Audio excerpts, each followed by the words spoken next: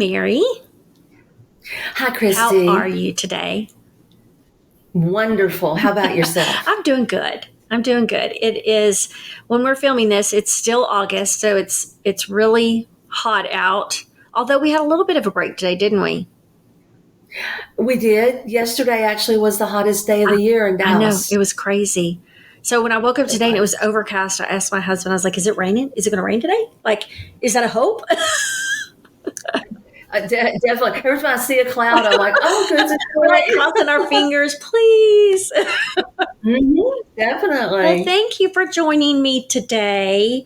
We have an interesting guest and an interesting topic that we're going to talk about. So, Mary, why don't you tell them what we're talking about today, what the organization is, and how you got involved? Okay, we are the Grandbaby Project, which is dementia therapy, dementia doll therapy. And it's been going on in the UK and in Japan for over 25 years. We're kind of late to the game, but it is catching on, catching up because, of course, we're all familiar with pet therapy, where the pretty golden retrievers come in, and music therapy, and this is just another tool for communities and for those home caregivers. Those are folks that we really try to reach because they're exhausted caring for their person in Yeah. home. So we want to get out to everyone. We are changing the world one snuggle at a Aw. time.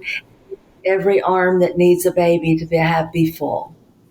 I became involved, and it's life changing when you can remember the date. Okay.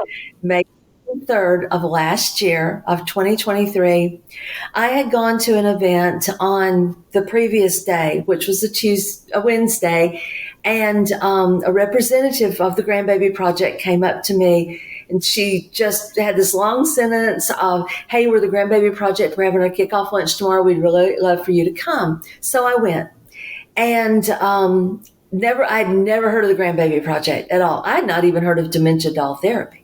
So I go, and when the meeting was over, I went to our founder, Tanya Moon, and I said, "Hey, I know everybody. Let me make some introductions for you." So after she and I talked for about another hour, she says, "You need a baby." So she turns around and she picks up this baby, and we continue talking, and she goes, "What are you going to name your baby?" I said, "I don't know. It'll come to me." So I was on my way home, and she was all snug in the passenger seat. And I looked over and I realized she had gray eyes. And my mother had gray eyes. It's the rarest eye color in the world. And when my mother had passed away, I looked up her name. She had a very unusual name. And since the records have been kept, it only been used 180 Oh, wow. times. So this is number 181. This is baby Brita Ann, named after my mother. So I became involved with the project, loving every minute of it. And Tanya was called home to Houston to take care of her family. And so I became the lead ambassador here in North Texas, but we're worldwide now. Our babies have gone to Denmark. They've gone to Africa.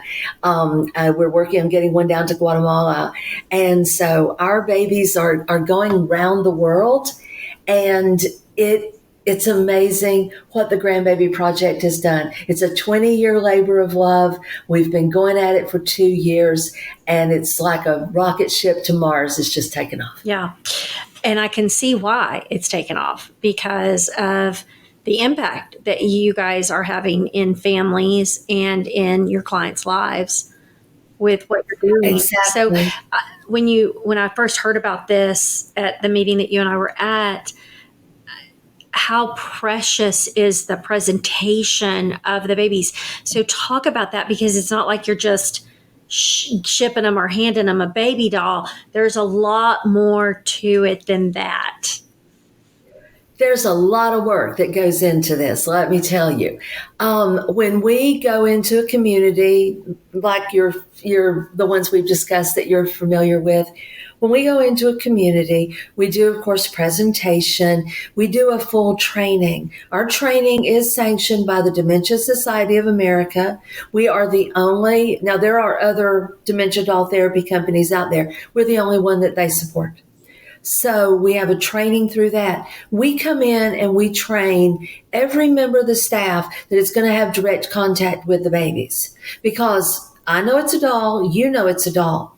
And the guy in the kitchen that busses tables, he knows it's a doll, but it's in the floor and he doesn't want somebody to step on it. So he reaches down. I'm going to slide back here a little. He reaches down and he picks up the doll. Now, Grandma is all upset because she just saw you pick up a baby by the foot and leg. So the first thing we do is train everybody how to care for their baby, how to treat their baby like a baby, and how to interact with the residents or with the beloved family member, how to interact with them. So after the presentation, after the training, we come in and the big reveal is a baby shower.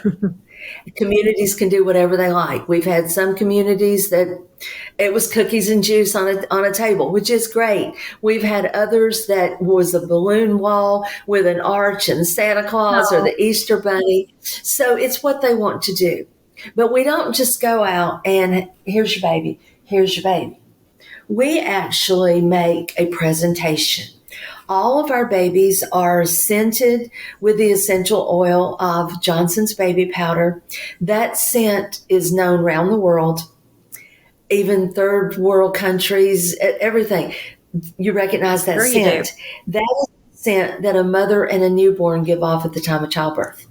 And Johnson and Johnson then just figured out how to put it in a bottle. So they are scented with the essence of Johnson's baby powder. And then I discovered early on, when you hold your baby close to you, they become warm. Oh. So we are presenting a warm scented baby, not unlike what you would receive in the hospital. So we make contact. I'll have the baby in my arms and we'll make contact with the patient or with the client, the resident. It takes a dementia patient about 90 seconds to process anything that's going on around them. So we get down to their eye level. Nobody wants to be lorded over. Right. We get down to their eye level. We don't mention the baby. We just start talking to them. Oh, that's such a pretty color on you. I like your earrings. We're engaging them. Now we'll start to see their eyes cutting over and looking at the baby. Some may reach for it. Some are just looking. But when they actually process what this is, I'll be like, what do you think of this? Look at it. Isn't it cute? Look at this bright orange dress. We still are engaging them and making sure that they're not feeling threatened, that they can see what's going on in front of them. Some of our family and friends will say, oh, that's a doll. That's great. Whatever they say is what we go with. Some will automatically assume it is a baby. So we go with what they think. I did a presentation a couple of weeks ago when I first started talking with the lady and holding the baby. She said, that's a doll. I said, well, yes, ma'am, it is. I said, but it's so warm and it smells so good and it makes you feel so good when you hold it. By the time we got back to her room, she was, I want to hold the baby. Yeah. So we go with what they do, but we present. The reason that we chose the babies that we did, you can see they have nice big faces, big facial features. They have little teeth. A dementia patient, their vision goes from here, totally outstretched arms, down to what we would think of as a periscope. So they need big stuff to look at. But we just make sure that we're engaging with them. If they don't want the baby, we may leave it sitting near them, something like that. They're never Right. forced. That's the most important thing. They are not forced, but they will, in most cases, interact with the baby. Even the people that think it's a doll, they very well may interact with it. Because even if I don't want a baby, tomorrow morning when everybody in the dining room has got themselves a baby, guess what? I want one. Peer pressure is no different at 90 than it is at 9, except a 90-year-old will kidnap a baby. So when we come in, we leave a baby for every resident in the community. And we leave a couple of extra because somebody's going to want twins. And we always make sure we have plenty to accommodate. Once you've received your baby, it is yours. Many of our residents are buried with their baby in their arms. So it goes to the family once they pass away. So you have little girl babies and little boy babies as well? We do. We have little. They don't have any little parts, but you can tell by the way they're dressed. Little boys are going to have on hats. Little girls are going to have on headbands, something like that. We have Caucasian, African American, Asian. We have Indian, Hispanic, and biracial babies. Okay, something so everybody can get a baby that they are comfortable with and that they relate to. Yes. Yeah. So when you're doing this, you're going into like memory care facilities most of the time? We do. We also have programs for the home. Okay. Because, and I'm not speaking bad about communities, please believe me, but communities are extremely expensive. Yeah. And there's some people that they just can't afford that. So we also have a kit that you can order that's going to come with a baby, going to come with blankets, information, things like that can be ordered and shipped directly to your home. If you're in the DFW area, I can deliver your baby. But when we go into memory cares, that basically helps everyone there. And then also, as families are deciding which memory care to use, this is a program that is not in every community, and it never will be. Yeah. It won't be with every hospice company. So it's something that families can look for and know that community or that hospice company is really invested in the best care for their loved ones. What if someone has their loved one in a facility now and they're interested in your project? How does that work, like to get the project into a community? Well, great question. Usually if let's just say it's your family member, and you think it would be a great idea. So I would just ask you to connect me with the activities director, the ED, and let me come out and do a presentation. All of our presentations are free of charge.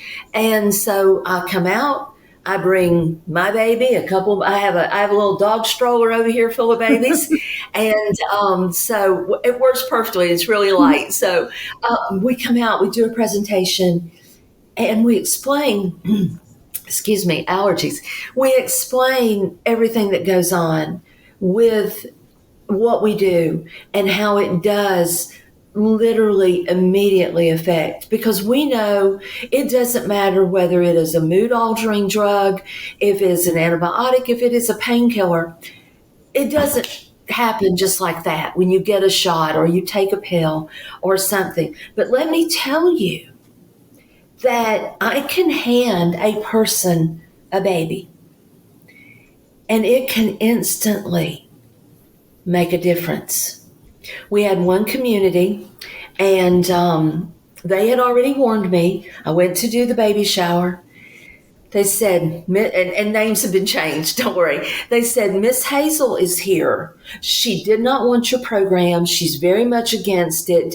And her husband was a resident in last stages of dementia, but there was nothing wrong with her. So Her husband actually engaged with me, and I put a baby in his lap. He had not moved his arms. He was totally unresponsive, but he was looking at me, looking at the baby, and looking down his lap. So, okay, I gave him a Yeah. baby. So in a few minutes, here comes that same caregiver. And she goes, Miss Hazel wants to talk to you. I'm like, oh, goody. So I went over and sat down with her, and she was crying. Oh, And we started talking, and she told me everything she did not like about my program. She told me 2 or 3 things she didn't like about me. But I mean, she ran the gamut, everything. She goes, I want you to see something. And she reached up, she got hold of his wheelchair, and she flipped him around. He had his baby in his arms, just like this, those arms that he had not moved. And he was dipping his cookie in juice, and he was feeding his baby. Now that happened in less than 5 minutes, probably in more like 3. I kind of teared up here. I like to think that I gave her back her young, virile husband who had done that with their own children, that she could close her eyes and see a young man who just got home from work cuddling his own children. yeah. But that is how fast it happens. We will hand a baby to someone who has not spoken in years, and they'll start singing to their baby. And it's not word salad. It's like Jesus loves the little children, things like that. And that is instantaneous. You cannot achieve that with pharmaceuticals. Right. That's what the other countries have determined. The United States, we love our pills, we love our shots, but they've determined you can do more with this than you ever can with artificial. So that's what we're trying to do, because as someone is presented a baby, it's the first thing it's going to do is going to cut down on falls, because you're not going to be just scooting around real fast with a baby in your arms. Mm-hmm. You're going to be sitting more. You're going to be rocking. So falls are cut down. It helps with social interaction because people are getting together, having play dates with their babies. And it also, too, it helps. We know with dementia patients, they ain't going to want to take a bath. No way. But the caregiver can say, well, Miss Christie, you need to take your bath because we need to clean up the baby. Baths are easier. Food. Getting food into a dementia patient is very difficult, but they're going to eat because they have to eat to take care of their baby. You can smoosh a cupcake right here. It is not going to hurt this baby. You just wipe them off and they're all better. But they will take a bite for me and a bite for baby, bite for me and a bite for baby. And so it helps there. There is absolutely nothing that this baby won't help with. Please take your pills. Your folks that have sundowners can start as early as 1:30, 2 o'clock in the afternoon. Those people are walking. Well, I'm sorry, communities or families, they can't walk from 1 in the afternoon until 10 or 11 o'clock at night. It's just not possible. But they can have their baby, they can walk their baby. You can hold a baby and walk with them and get them to slow down and walk at your speed. And so once again, there's another behavior. There is literally no behavior with dementia that this baby will not have some type of effect on in a positive manner. That's pretty amazing when you think something so small can be so powerful. And when you think of, and if you've ever had to go through this with a family member with dementia, you know, they lose so much of themselves. To be able to give them a little something back is dignity. It's just priceless. It is, and it does give them. I do home care. That's my day job, and I go to work every morning with the idea of today I'm going to give someone back their dignity. And yes, when a person is in the end stage, or really in any stage of dementia, they can't even make the decision on, do you want a cupcake or a cookie? No. All the decisions are made for them. They may have been the most high-powered person in a Fortune 10 company, and now someone is changing their undergarments. we've taken everything away from them. They have no control over anything. That's the way we present the babies, is we give them control. If they don't want to engage with the baby, that's okay. But we're giving them as much control in not engaging with the baby as we're giving them with engaging with the Right. baby. They're going to make decisions. They don't get to, especially in a community, they don't get to make decisions. It's 4:30, it's supper time. Well, personally, I don't like to eat at 4:30, but all of those are made for Yeah. them. And when they're at home with a caregiver, I'm going to say this, and then I'm going to explain it. They're at the mercy of the caregiver, their daughter, their son, their granddaughter, or whatever, because that person is trying to take care of a relative with dementia. They maybe have a couple of kids themselves. Heavens to forbid, they may work. Yeah. So it's bam, bam, bam, bam, bam, bam. So we really, once dementia is diagnosed, they lose everything that they've had all of their lives, what they worked for, what they strived for. And if I can give them back a little bit of dignity, I've had a good day at work. So let me ask you, do you guys use volunteers for some, like when you think about doing a baby shower for a bunch of people, how many people does it take to do that? And do you use volunteers to do that? When we do the community baby showers, it's open but closed, if that makes any sense. We work with their vendors, and they work with the family members. We support them 100% because they get donations to buy the babies. Now, there is a charge for their training, of course. I mean, we're a nonprofit, but we charge for the training, and then their community raises the money to buy the babies. The babies are $75 each. And so we work with them. We get all the money raised. All their vendors we have a tremendous social media network. So all their vendors get shout out. Let's just say that you sponsor 5 babies at the Jim Smith Memory Care. Well, you're one of their vendors. You do that. You're coming to the baby shower. Where we can always use volunteers is, of course, dressing babies, getting them ready for that shower and everything like that. And then we actually do have a sponsorship program. You can access that on our website, which you have all of that information. And you get lots of great stuff. You actually get babies yourself. And then you're going to get shout outs on our social media, everything like that. And families like to do that. Sometimes it's in memory of, mom that died, but a lot of people just donate because it's an amazing cause. And I know nobody likes statistics, but I'm going to throw some at you. 10,000 people a day in the United States turn 65 years old. Right now, on the rolls, this is diagnosed and under a doctor's care, there's 5 million people with cognitive disorders in the United States. This year, 1 million people will be added to that roll. Wow. Every person in the United States, and I'm going to go out on a limb and say the world, every person is going to be affected by dementia. You may not get it, but you may have a family member or someone you go to church with, your next door neighbor. We are all going to be affected by dementia. Yeah. I will stake my reputation on that. And the more we know, the better we are able to cope with it. You're not going to heal up from dementia. Right. You're not going to get any better, and it's going to get worse every day. I mean, I don't mean to say things hurtful or that sound bad. I'm just speaking the truth.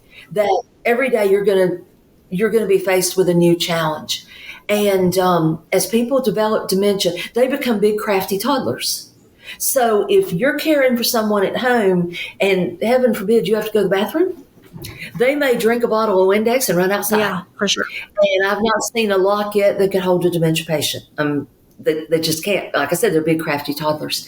So anything that we can do, we have, for the communities, we have like 30, I think it's 32 activities that they can do with the babies, with the residents. They can put everybody down. It takes the average dementia patient about 40 minutes to undress this baby. They all have on, you can kind of see a little Yeah. bulge there. They all have on little swaddler diapers, but they undress the baby, they change the diaper, and then they dress the baby back. It takes about 40 minutes. You can put everybody at a table. One caregiver can watch everyone, work with everyone, while the other caregivers are checking on people and doing things. Communities have staffing issues. Be Yeah. honest, it's hard to get caregivers. So when you can have three caregivers doing the legwork and one working with babies, you just added an hour back into their Yeah. day, and communities love that. Yeah. Smart. Well, so tell me again the website where people can go and get more information. Okay, it is the Grandbaby Project.org. Okay. And also go on our Facebook page Okay. because you will actually see videos of the baby showers and things like that. And so go on our Facebook page, like us, please, like and follow. And then, but you can go on to our website. If you have any questions, you can reach out directly to me.